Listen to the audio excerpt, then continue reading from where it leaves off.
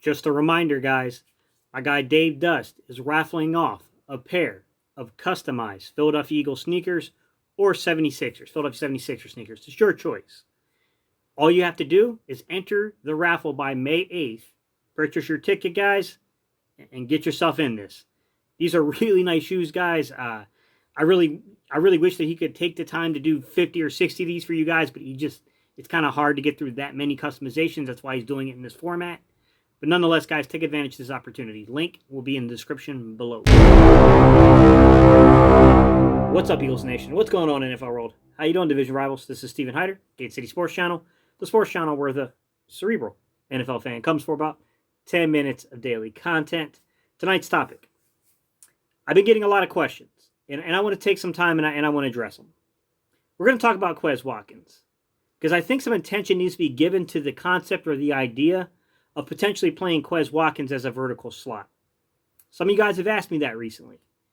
And you guys know, when I responded back to you, I said that I'm not saying it couldn't happen. You know, it's the old adage of never say never. You know, guys put in work on the offseason, things like that. Guys can develop, things like that can happen. But when you look at the film, you break down his advanced analytics, to me, Quez Watkins would be a really bad fit as a vertical slot. Now, I'm not going to say that Quez Watkins hasn't played any slot, because if you go back and you look at his film from his senior year, look at what he did at Southern Miss, guys. I mean, he 100 and some snaps there as a slot. In the Eagles, he took a handful of snaps even with the Philadelphia Eagles from the slot. So I'm not going to say he doesn't play it. I'm not going to say the Eagles won't utilize him there from time to time. But what I'm talking about is like a Marquise Goodwin type, right? Like using him in that kind of role. I don't think that would be a smart way of utilizing Quez Watkins' ability and his athleticism. And on the note of his athleticism, some things I want to jump into real quick, guys, before I get into the heart of this video. I want to lay out vertical speed versus more of the lateral speed. Lateral versus vertical. So when you look at a lateral kind of drill thing, you're looking at the agility. You're looking at the hips of the players. Are they shifty? Things like that. The problem with Quez Watkins, guys, is when you really look at what he put up in things like the short shuttle, 20-yard shuttle, guys, he put up a 4.36. This is 27th percentile, guys. That's really bad. Bottom third of the league bad. You look at something like the L drill. Put up a 7.28. That's really, really, really bad. That's 17th percentile. That's bottom 20% of the league, guys. I mean, that's really, really bad company to keep here. So the problem, like when you really break down Quez Watkins' film, is that some of the things that you see, like that 4.35 time, which measures that vertical speed, the vertical speed doesn't necessarily show up in terms of the burst at times. Like it can be missing. He's not the most, agile and shifty of receivers, to be quite honest. But if you give him a lane and he's got a straight ticket somewhere, yeah, man, you don't want this guy getting up to speed. If he gets up to speed, that's a whole different conversation we're having, guys. There's no doubt about it. But what I'm going to do today, guys, is I want to walk you guys through 3 areas I think that Quez Watkins needs to prove upon, and in 3 areas where I think that he's actually quite good at already. So without further ado, let's jump into the video and let's start talking a little bit about Quez Watkins. All right. The first thing I want to bring up, guys, first area that I think you have to really look at Quez Watkins when you break down like what he can do. It has to do with his route running, okay? And one thing I did notice is that when he got put in situations where there was like a man coverage, especially a man press situation, I think his route running really suffers, and I think he fails. Like the number one quiz I want to give you is that I don't think he's very good at stacking corners or restacking them. There's a concept when you play corner, guys. All my cornerbacks out there, you guys will know this. There's in phase and there's out phase. If you're in phase, it means you are in the hip pocket of the wide receiver towards the field side. Okay? The area that has the greatest length of field, guys. You should be in the hip pocket towards that side, right? If you're not, you got problems. You're out. Then you're out phased. When you're in phase, you can make a play on the ball. When you're out phased, that's when you're going through the hands of the receiver just trying to, make up. That's your makeup kind of stuff. There's a really good video, guys, of Trayvon Diggs versus Quez Watkins at Alabama. And you can see what Trayvon Diggs does to him. Trayvon Diggs is in phase. He plays the ball better than Quez Watkins did. sometimes the athleticism, for as good as Quez Watkins is, the burst, the things that we should see on film, they're not always there. All right, the number 2 area I want to talk about for improvement, area that he needs to develop, guys, if you will. Route concepts and techniques. There was one route concept I was watching when I was kind of breaking down the NFL film. And it's to me, when I played, it was called an Ohio route. Let me quit stuttering there and get the word out. It was an Ohio route. Ohio route being the inside man, so the wide tight end or the slot runs kind of an out route. And then the outside man runs a vertical concept. Whether it's a fade, a go, or if it's like a skinny post or whatever. They run a vertical concept, right?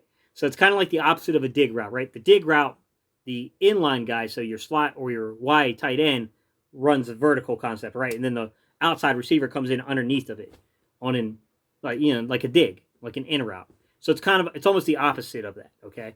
So the Ohio concept, when I was watching this one, go watch him like in this particular snap here, guys. I mean, he's playing against a very, very good cornerback. This is Marshawn Lattimore. Man press situation, Marshawn Lattimore. I think the problem is that if you watch his stem, if you go back and watch the stem, watch the release, watch his stem, he stems too far inside. Because he stems that far inside, that gives Marshawn Lattimore the upper hand here. And basically that route runs right into Dallas Goedert's way. Now we got ourselves all kind of tripped up. We can't complete a pass. To me, that's where you got to see development occur there with him not only running the route, but it's a recognition, like knowing that I can't get stemmed inside. If I do, I'm going to be in the way of Goddard. Like, it's learning. A lot more has to happen here, guys, with Quez Watkins, with the development and nuances of playing the position. I know a lot of you guys think this is probably the best wide receiver. He has a lot of potential upside, I'll give you that. I fall short of calling him that, guys. He's got a lot of development left, guys. He is nowhere near that. Number 3, or let me just continue that with the route running concept of it. I apologize. Let's go over some more man press situations. Bottom line is, he does not respond well to press coverage, especially in man coverage. And I don't want this to get overhyped, but at the same time, I do want it to be recognized. He's got to learn techniques for beating man off the line of scrimmage. We got like 4 freaking wide receiver coaches here. From our head coach, Nick Sirianni, to our offensive coordinator, who's coached wide receivers before, and Shane Steichen, to Kevin Patullo, to our actual wide receiver coach, Aaron Moorhead. We got to develop these guys, and he's got to learn how to beat man coverage, guys. It has to happen. Has to happen. Number 3 area of improvement. I like Quez a lot. He can have some concentration drops. To me, it's an issue of eye placement. It's eye discipline with him. If you really watch his college film, you'll see situations to where when things aren't perfect, right? Like, look, the ball placement's not perfect for him. It complicates the situation, but if Quez Watkins is looking the ball into his hands and plucking it out of the air, instead of worrying about cutting up the field and getting that, because he's explosive, guys. You get Quez Watkins in stride. That's a different story. This guy, if you can get him up to top speed, there's not a lot of guys sticking this guy at top speed. He's not shifty per se. But once he gets to that speed, good luck trying to catch him. I think he concentrates, he gets overly hyped and like focused on trying to find the avenues and the routes to get out and try to, make big yak yardage here, that sometimes it can result himself into some pretty suspicious drops. And even as I went through and I was watching, I thought the film where it really popped its head and reared its ugly head was in Washington's game. Like, the drops started to emerge towards, that last game of the year.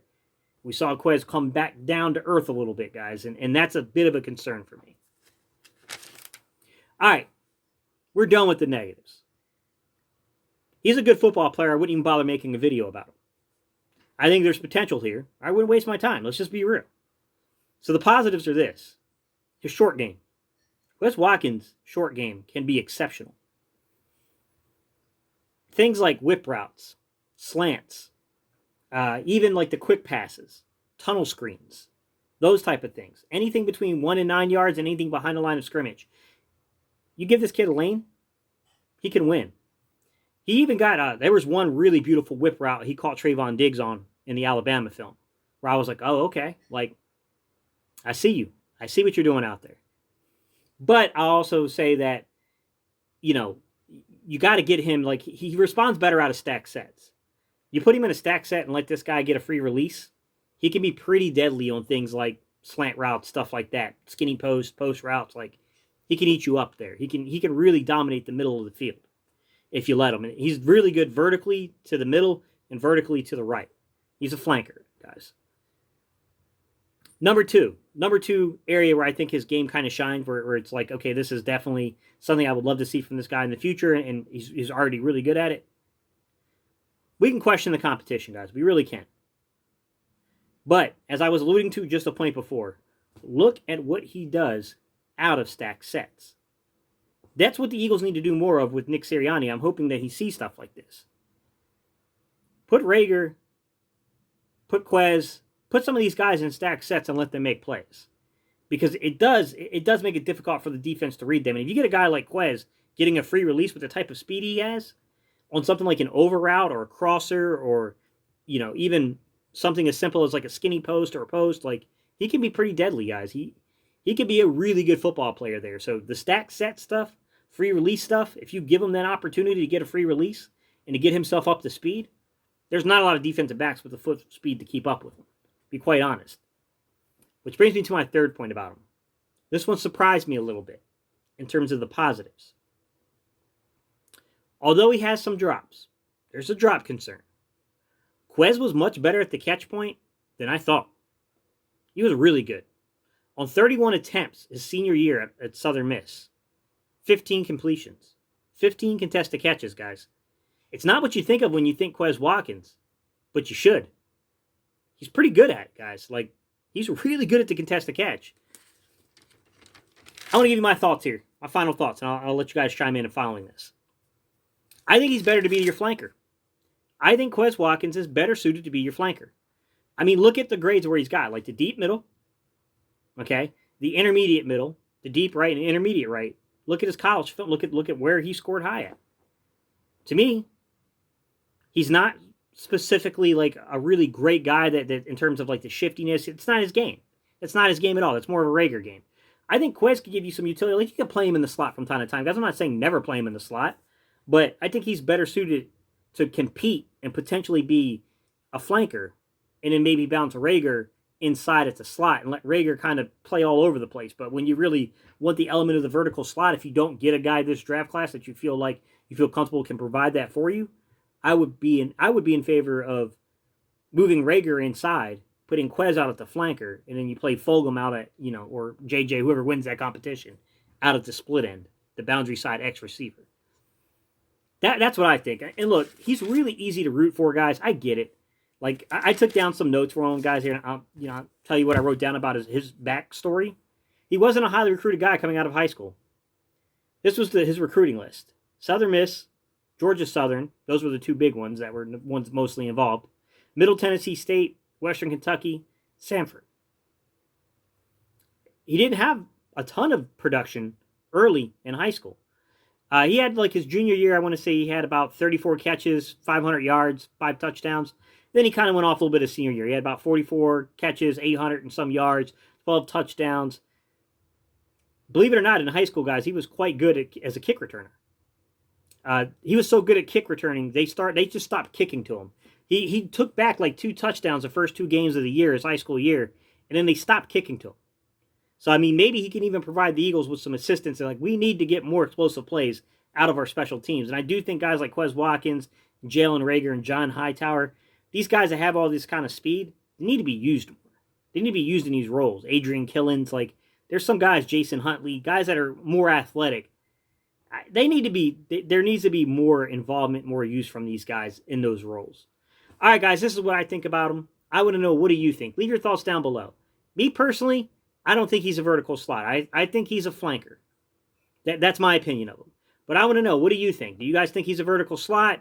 Give me your reasoning behind it. I gave you my reasoning. I showed you through the analytics. I showed you through the film the areas I think that he needs more development with. All right, guys, I appreciate y'all tuning in. Don't forget to like and comment on the video. That's what spikes the algorithm, gets to suggest it to other people. And last but not least, guys, if you're not subscribed, I would love to add you to the community. You got to hit the subscription button for me to do that, guys. All right, y'all. Peace. I'm out of here. Enjoy y'all's weekend, and I will see you on the next video.